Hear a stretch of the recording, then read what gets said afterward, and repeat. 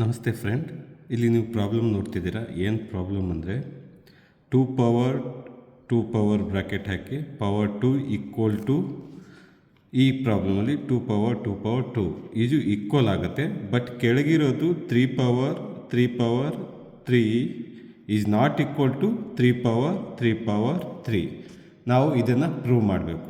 ಇಲ್ಲಿ ನೀವು ಒಂದು ಅರ್ಥ ಮಾಡ್ಕೋಬೇಕಾಗಿರೋದು, ಇಲ್ಲಿ ಈ ಸೆಕೆಂಡ್ ಟರ್ಮಲ್ಲಿ ಇದೆಯಲ್ಲ, ಈ ಥರ ಇತ್ತಂದರೆ ನೀವು ಇಲ್ಲಿ ಒಂದು ಹಿಡನ್ ಬ್ರಾಕೆಟ್ ಇರುತ್ತೆ. ಸೊ ಹಿಡನ್ ಬ್ರಾಕೆಟ್ ಇತ್ತಂದರೆ ಅರ್ಥ ಏನು ಮಾಡ್ತೀರಾ ನೀವು, ಫಸ್ಟು 2 ಪವರ್ 2 ಬ್ರಾಕೆಟನ್ನು ಸಿಂಪ್ಲಿಫೈ ಮಾಡಿದರೆ ಒಳಗೆ ಈ ಬ್ರಾಕೆಟ್ ಒಳಗಡೆ ಇರೋದನ್ನು ನಾವು ಸಾಲ್ವ್ ಮಾಡಬೇಕು.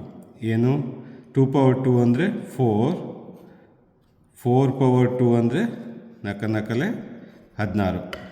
4 16, 4 2 16. ಅದೇ ಥರ 2 ಪವರ್ 2 ಅಂದರೆ ಹಿಡನ್ ಬ್ರಾಕೆಟ್ ಇಲ್ಲಿರುತ್ತೆ.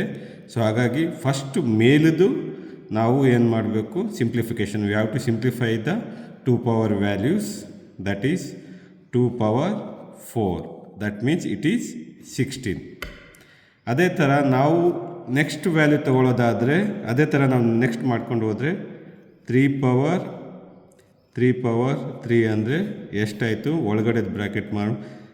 3 power 3 ಜಾಯ್ವೀಸ್ 3 9, 9 power 3 ಈಸಿಲೆ 27. ಅದೇ ಥರ ನೆಕ್ಸ್ಟ್ ನಾವು ಏನು ಮಾಡ್ತೀವಿ, 3 ಪವರ್ 3. ಸೊ ನಾವು ಪವರ್ನ ಬ್ರ್ಯಾಕೆಟ್ ಹಾಕ್ಕೊಂಡಿವಿ ಅಂದರೆ 3 ಪವರ್ 9 ಆಗುತ್ತೆ.